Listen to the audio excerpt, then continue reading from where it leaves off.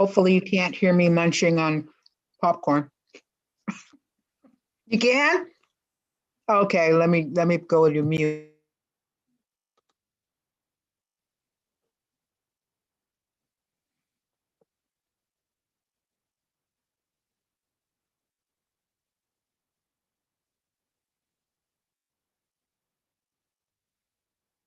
Jeremy, what's your background there? I was just going to say the same thing. Cool new background. I know, it looks like the Swiss Alps or something. Yeah, no, closer to home a little bit. Saltwater State Park. Okay, cool. Yeah, that's a nice background. That looks good. Oh, yeah, those are the logs and stuff. Yep. Yeah, that's the wife took it a couple weeks ago when we were able to get out for a hike when it was nice out. Yeah. I know it was strange this weekend to go for a hike and it was frozen. And then the next day you're in 3 inches of water. Yeah, no kidding. Yeah, I know. Yeah, we were supposed to be in Dosey Wallops raking for clams and shucking oysters and stuff, camping. And Thursday when we got ready to leave, she checked with the campground and there was freezing rain and 101 was a mess, and it just would have been a nightmare trying to get there. And they decided, even though we tried to do a little bit of campfires here and stuff, they decided that a romantic idea of camping in the snow was just that, a romantic idea of camping. And we will not be trying that again. Man, that's like going the route of Texas, you know. Oh my gosh, yeah. So sad. Oh my God, I know. My brother's right in the middle of that. Is that which city? He's in Houston. Yeah. Yeah. Oh, well. Looks like we have everybody, so I'm going to get us started because it's 5:01.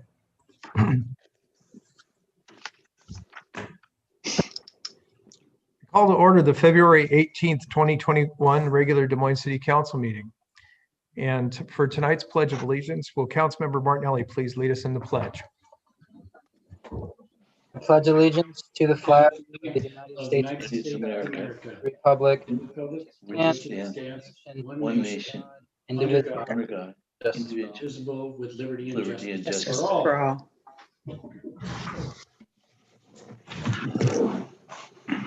Thank you. Please let the record show that all council members are present. Is there any correspondence or written comment?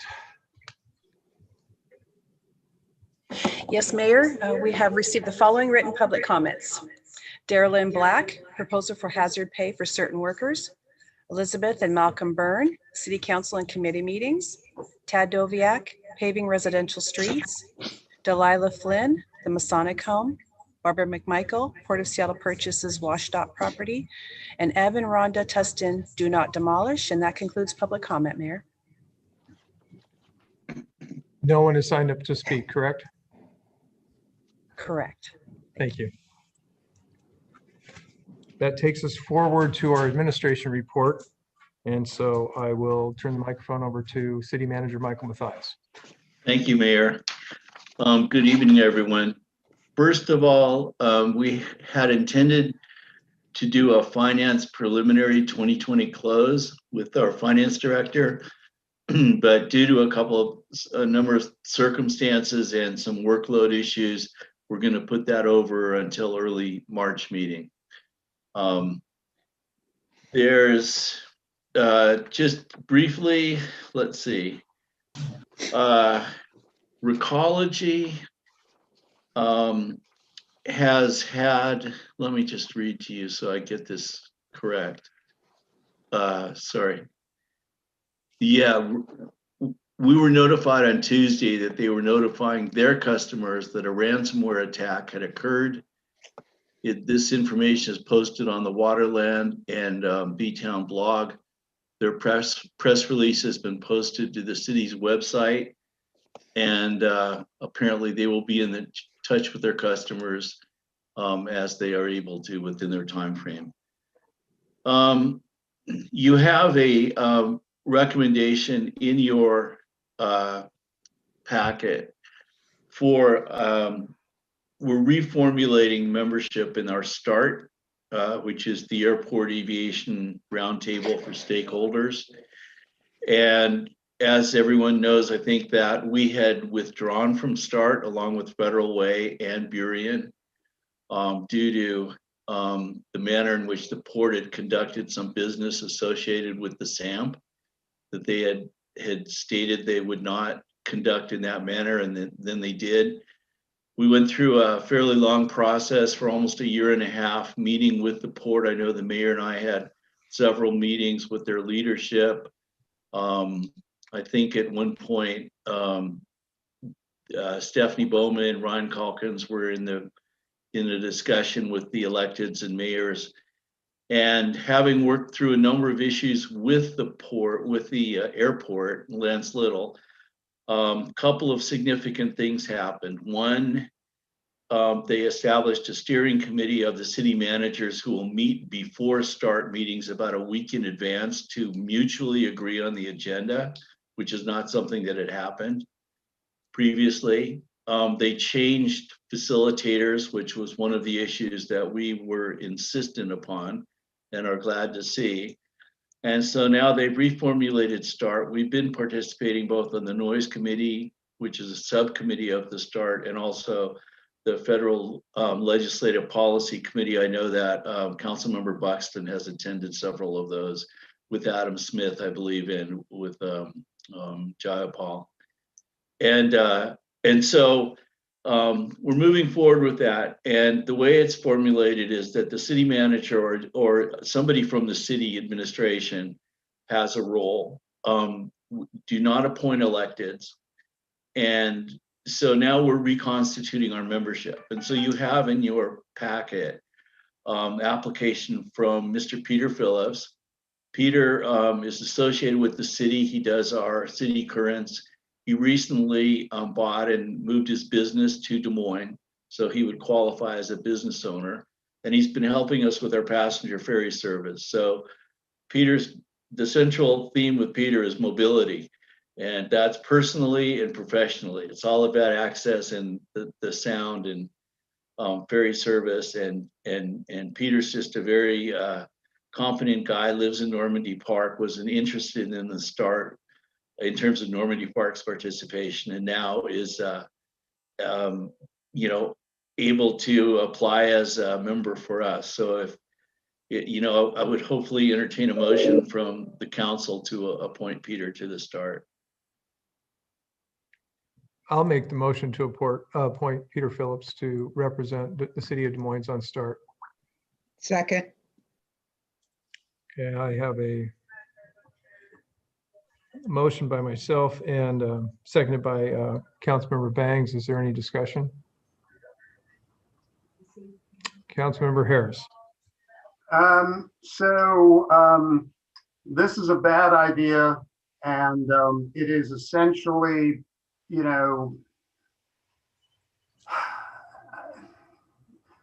yeah, the guy, what you want at START, you want people who have a background in aviation and in expertise, and you want it to be a venue where you can push back against the bad things that the port does just by its very nature. And this is basically having somebody who is pro-transportation and all that that entails, which is fabulous and so on. And so go ahead and vote for it. Thank you.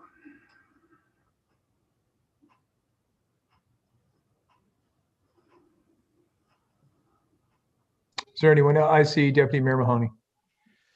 I agree that Mr. Phillips brings something unique to us as far as reference for the port, so I like the idea. And as far as an expert, Michael attends those meetings, and in my vast attendance of our aviation committee meetings and the START meetings, I have found him to be very capable of representing us in those needs. Okay, do I hear anyone else? Okay, seeing no one, all in favor, please raise your right hand. I will call your name. I have Councilmember Nettings, Councilmember Banks, Councilmember Martinelli, myself, Councilmember Buxton, Deputy Mayor Mahoney. Opposed? Councilmember Harris. Passes 6-0, or 6-1, I'm sorry. Thank you, Mayor. The last issue I have is something that, you know, I'm willing to put forward for council to determine the next action with this. But Councilmember Martinelli has made a couple of recommendations relative to the concept of hazard pay or pay for essential personnel in the private sector. Well, I'm not sure it's just the private sector. Let me not put words in your mouth, but the idea is similar to what Seattle has done and Burien has done. And that's to look at, you know, adding salary to people who are serving an essential purpose relative to COVID. And hopefully that's a fair representation. So what I think this is worth looking at. You know, typically, I think the mayor is going to be looking at some alternative ways to bring things to the council in the future. But I thought that I could do this tonight, only because I think it's a cogent issue. It's happening in surrounding jurisdictions, and I think that it's fair for us to look at if council wants us to. So with that, Mayor, I would turn it back to you to see if there's you know, interest in remanding this for consideration. Yeah, I think, you know, it is a topic that is under consideration or has been acted upon by several jurisdictions. I don't know that I truly understand the framework with which it's being proposed, but I can say that I think for a council to make a reasonable decision, it should go to committee, and the committee should vet it and understand the impacts to the city, as is our responsibility. It seems like based on the way it's somewhat been described, I think it should go to the Econ committee, and I would look to the Econ chair, Councilmember Nutting, to see if he would be willing to accept it should the council, through consensus, agree to send it. Yeah, I think, Mayor, you hit it spot on that Econ would be the best committee to hear it. And as the chair, I accept it, and we can put it on in one of our work plans. Okay, I think Councilmember Banks has something she'd like to say. Yeah, I actually have two questions. One, is that going to be written up and presented, that proposal? And if so, who will do that?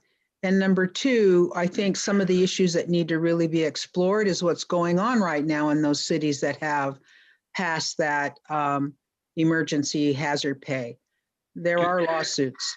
So we have to look at all of that, but I'm just curious as to who would present that. So Councilmember Banks, I think the way this would work is one thing that would be necessary would be for Councilmember Martinelli to send to me as soon as he can the very specifics of what he's interested in seeing occur, you know, dollars per hour and types of workers and all this, just be very specific. And then we will treat this as any item coming before a committee. We will do the analysis and research and make a recommendation to the committee, vet it, have that discussion, and then it would be up to the committee to determine to bring it back to the dais for a vote.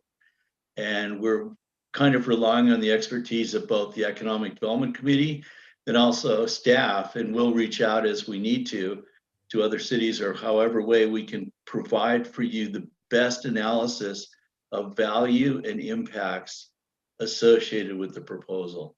So it would be that the council member establishes what he's requesting us to review, and then we'll go through the process of reviewing it.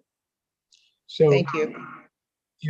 if the council is in agreement, then we will go ahead and remand this to the Econ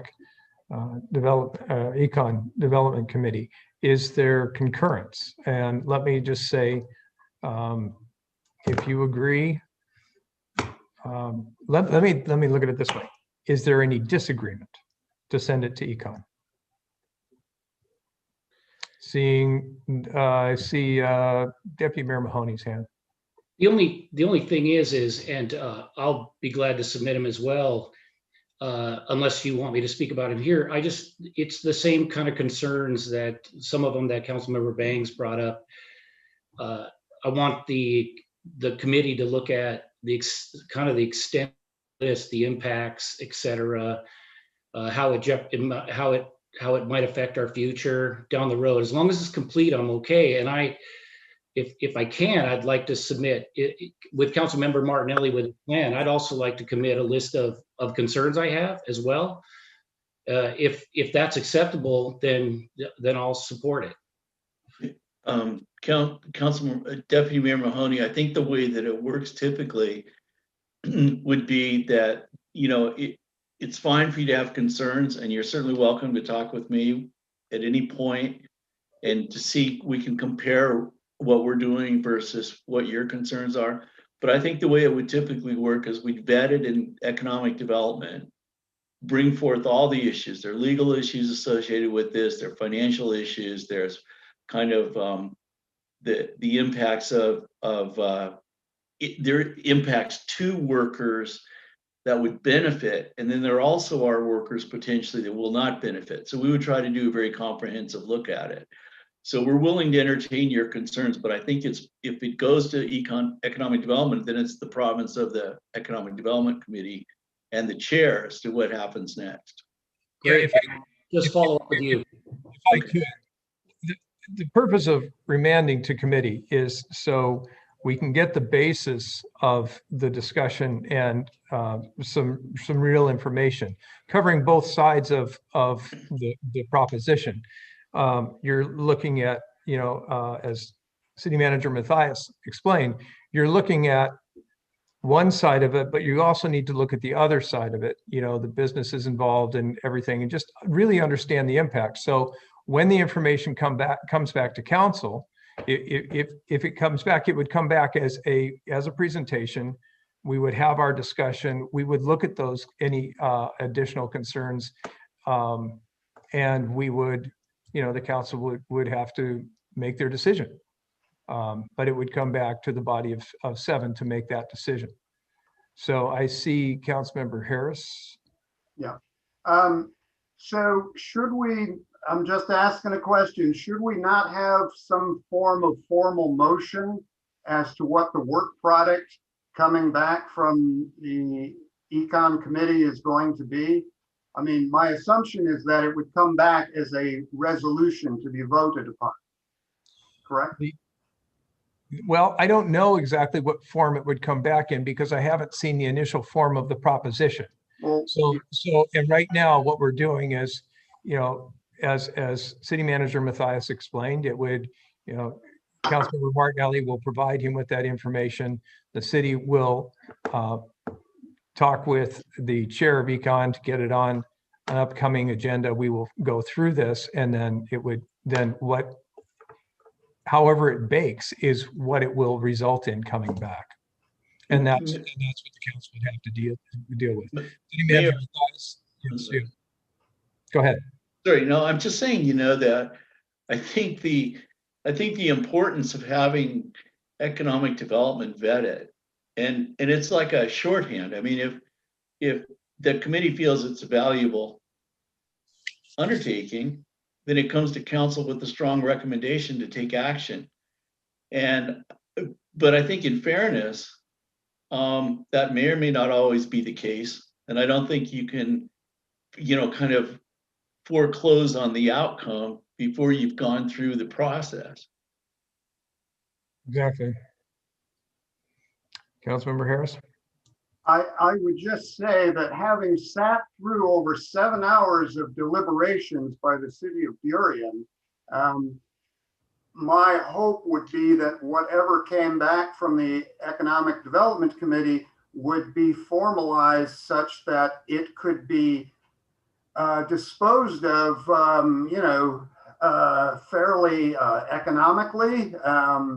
In other words, it should be baked enough, to use that metaphor, that we can vote on it or take some, for real action, rather than just having it come back to the full council and then, we just have a discussion about it. That's why I am, asking that we have a bit more formal process. Mayor, may I? I think the options are that, I think when remanding it to committee is typically the process council follows. And then it's up to the committee to figure out the work plan, where that can be, what's its priority, how it can, how much staff time will it take to do an analysis.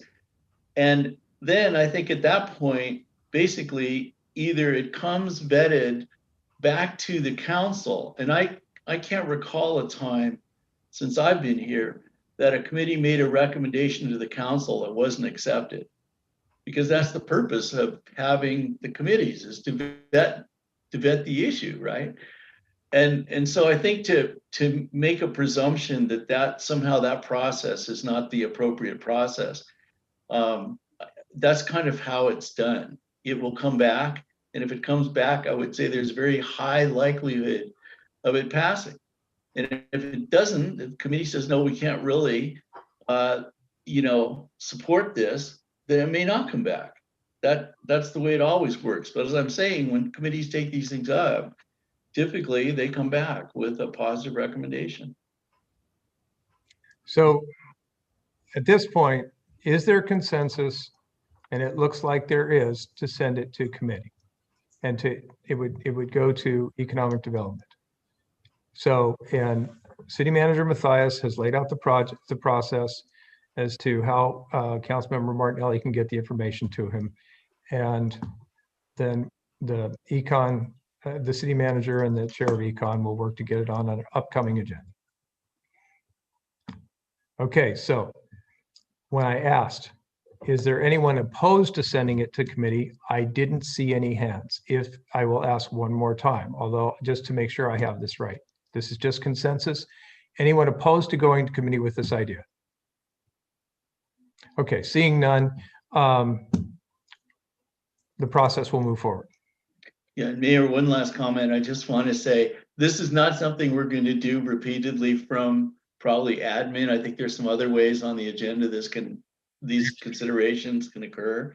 But I just want to say, I do appreciate the cooperation of Councilmember Martinelli in multiple iterations of how we can get from A to B. So now we got to B, and I thank you for that. And I'll look forward to kind of the specifics that you send me. And thank you, Mayor, for indulging us here. And that concludes our admin report. Okay, thank you. At this time, I would ask that the clerk please read the consent calendar. Item 1, approval of vouchers. Item 2, interlocal agreement between the cities of SEATAC, Des Moines, Covington, and TUKWILA for planning, funding, and implementation of a joint minor home repair program. And that concludes the consent calendar, Mayor. Thank you. Councilmember Nutting. I move to approve the consent agenda as read. Second, Mrs. Tracy. Okay, thank you. I have a motion to approve by Councilmember Nutting, seconded by Councilmember Buxton. Is there any item that a council member wishes to remove? Okay, seeing none. All those in favor of the consent agenda as read, please raise your hand until I call your name. Councilmember Martinelli, Councilmember Buxton, see myself, Deputy Mayor Mahoney, Councilmember Harris, and Councilmember Bangs, and Councilmember Nutting. I'm sorry, folks. These are little 1-inch squares, so I appreciate you being patient. Okay, that takes us past our consent calendar, and we go into our board and committee reports and council member comments. And tonight we will start with Councilmember Martinelli, who did the flag salute. I want to thank the city manager for bringing forth the hazard pay issue and for the council for sending it to committee. At the last meeting, I pointed out how our committee meetings are not on YouTube. They're also not published on Channel 21, and they're also they don't air on Channel 21, and they're also not published on our website. And the reason I think this is so important is because what this means is that if somebody happens to be working or doing literally anything else during the times when our committees are held, which are typically 3 or 4 in the afternoon, they have absolutely no means of watching them. They have no means of tuning into them after the meeting either, because they're not published anywhere. And considering that a lot of our city government, a lot of policies, come through committee, as we just had a discussion about, I think that it's just incredibly vital that we get these committees published and on YouTube. And I'm bringing this up again because I did reach out to the mayor, the deputy mayor, and administration about this, and I haven't heard anything back. And that in and of itself isn't a big deal because I know we're all busy.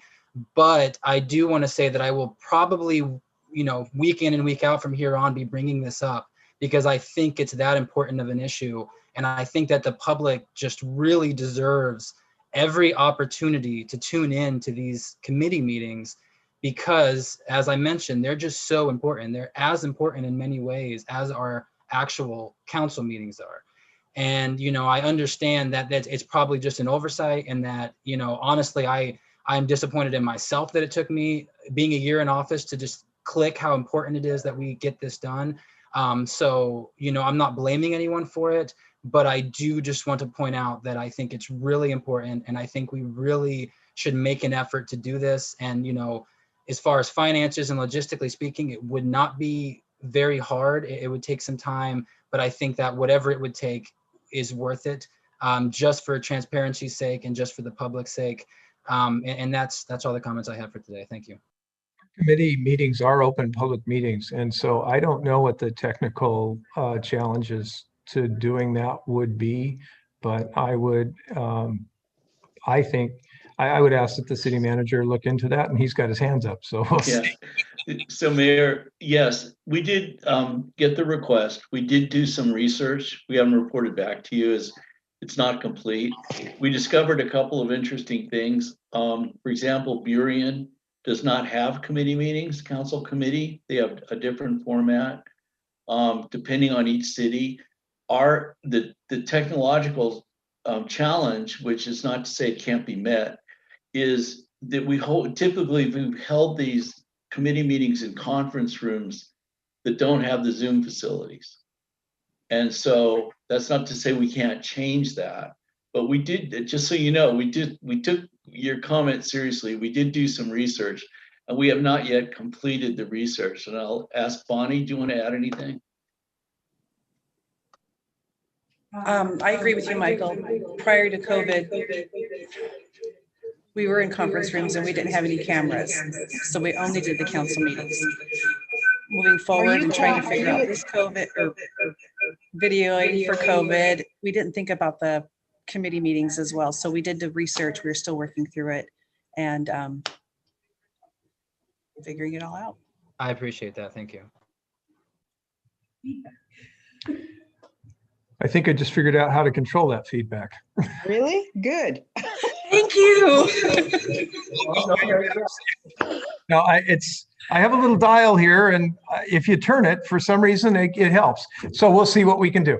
Anyway, that's part of the challenge is, I think, just figuring out not whether or not we should do it, but how to do it. And our IT staff and so forth, and our city clerk's office, they're working on that. And I think that let's just keep moving forward with that. So that takes us to Councilmember Bangs. Thank you, Mayor. I don't have a committee report, but if you will allow me, I do have some comments I'd like to read. I've been thinking about this for a week. First, let me say I appreciate how Councilmember Martinelli presented his thoughts about what he truly wanted to have us move forward with. But that doesn't absolve what happened last week. So my comments pertain to our last week's council meeting. I was saddened to say that my disappointment in what occurred at the end of the meeting with Council Members Harris and Martinelli caused me to be perplexed and also disappointed, not only as a council member who served for 7 years, but I'm very involved in politics over my life. Not only that, as a citizen of our city. We have processes and procedures, specifically 4.12.030, Rule of Procedure Amendment, for our conduct and how to move forward with ideas and proposals. What we all experienced last Thursday was a display of deep disrespect and an unnecessary show of disregard for those procedures, not to mention disrespect for the advice presented to us by our city attorney, Tim George. I say this is totally unacceptable. If we do not abide by rules and procedures, then what do we have? We have chaos, as was presented at last week's council meeting. If we cannot agree to disagree and move on respectfully, then what we have is division and distrust. When will we move to be civil, respectful, and work towards that trust? I believe this is what we need to broach in a city council retreat, or perhaps some sort of session where we can get whatever this is going on out in the open. Because like I said, in my 7 years, I've not experienced this, and I could not believe what I was hearing and seeing. I would hope that our future meetings, and as I said today, Councilmember Martinelli, you presented yourself with decorum. That's great. Last week was just really something that I could not believe, as many have said they could not believe. So, you know, we have a responsibility as city council members to show just how we feel is one thing, disrespecting is another. And there's ways to do that. So I had to say something because last week I was a little bit too emotional to say what I'm thinking about now. And I would say that this is something we need to think about and how we need to move forward and figure out how to talk about it as a council. That concludes my comments. Thank you. Next is Councilmember Nutting. I don't have any committee reports tonight. I do want to say, Dan, if you're listening, thank you to the Public Works Department. They did an outstanding job over Snowmageddon 2021. And I didn't venture out, stayed home. But the streets were clear. I was able to go for a walk with the dog, and it was awesome. Thank you, Public Works. Did awesome. Shannon and John Blackburn and Brandon and the team deserve all the credit. So appreciate it. Thank you. And that concludes my remarks, Mayor. Thank you. Next is Councilmember Buxton.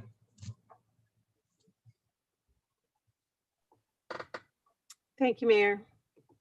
Well, I would also like to make a few remarks in regard to last week's council meeting, because I did jump into the discussion in the midst of it.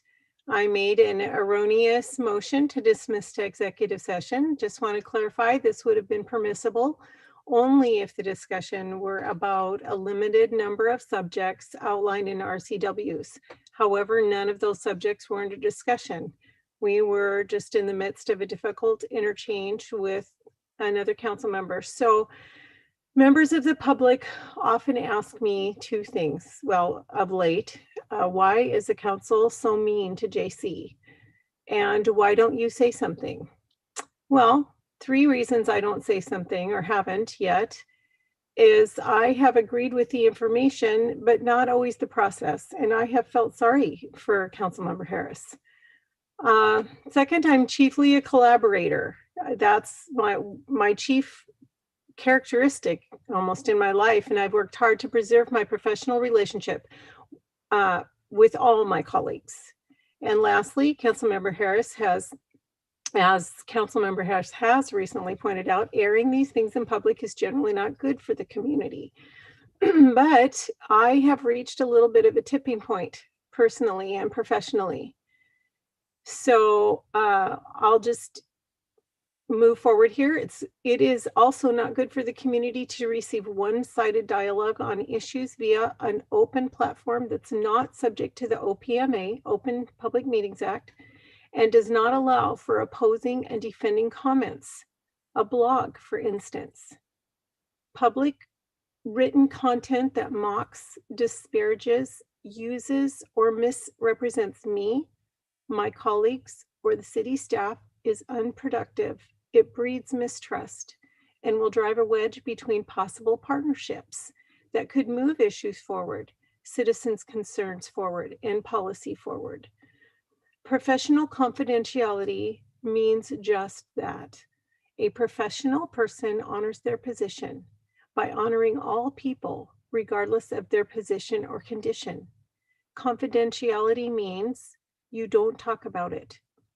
Violating or dismissing confidentiality reduces or eliminates confidence, damages progress, and can invite liability.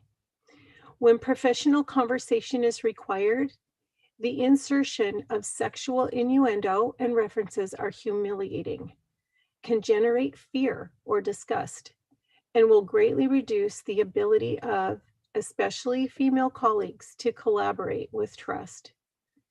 Public figures are public, but they're also people and should not be treated like open game. They generally respond poorly, even to good ideas, if they're afraid, humiliated, betrayed, lied about, or shamed. However, they generally respond well, even to marginal ideas, if offered in trust, respect, and kindness. While establishing and working in partnerships, keeping our word is essential in building trust. If we cannot keep our word, confidentiality, or silence, we should have the courage to dismiss ourselves from the conversation. Sustainable and compassionate ideas and solutions will find advocacy in an environment of respect, trust, appreciation, and humility. I have been and am committed to these qualities in building collaboration with these people all over the screen. That is why, even though these comments are direct and they do each connect to a specific event, they're also veiled out of respect for an office that I hold in honor. So please feel free to visit with me more about these comments if you wish. I make citizens in this community a priority. My phone number is 206-251-2719. Thank you, Mayor. Thank you, Councilmember Harris. And I apologize, we're a little out of order. I looked over my list incorrectly, but Councilmember Harris, it's back to you. So thank you. Let's see here. I attended the Association of Washington Cities Action Days, and I heard a great deal of good work about state legislation and how council members are doing things all over the state. I found this very valuable.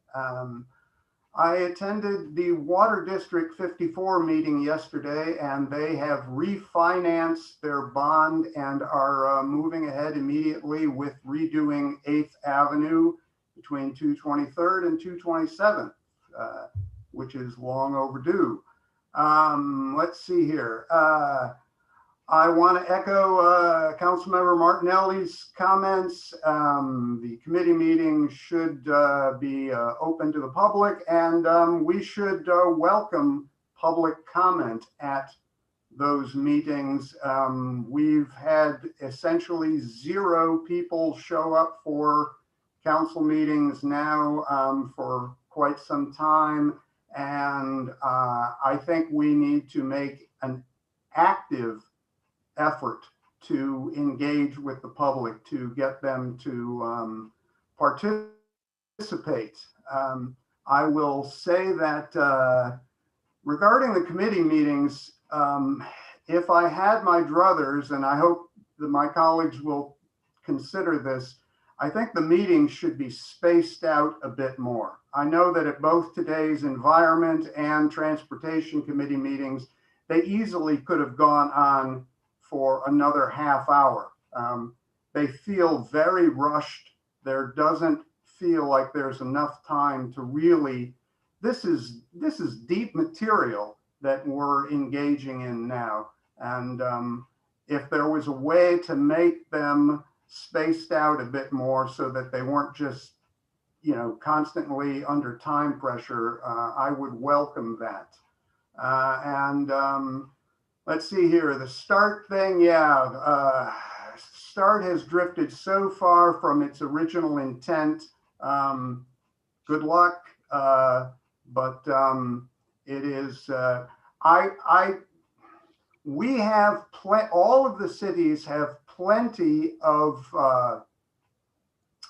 venues for economic development and being and supporting the port in its plans to create jobs and all of that great stuff. There should be one venue, kind of like the EPA, whose sole purpose is to basically rein in that, and the only constituents should be the environment. And all of that has gotten muddled up in the Highline Forum and START, and it's a shame. And finally, I'll just say that you cannot, to my colleagues, you know, you can't be direct and veiled, okay? You can either have a veil or you can be direct. Okay, what about you, Councilmember Harris? So, Councilmember Buxton, please. So, I appreciate you know, if you want to, you know, if you want to say stuff, you know, and just say things that are just all couched in these nebulous things, okay, but you know, there's nothing I can do about it, but it just, this is politics. I got into this because I disagree on policy, okay? And so it's not personal, it's just that my experience here is that if one disagrees, that seems to be co-equal with being disrespectful. I try to be respectful and polite at all times, and I would just suggest that the problem is that I disagree with you. And even this 4-minute thing is arbitrary, and again, I just disagree. Thank you, Mayor.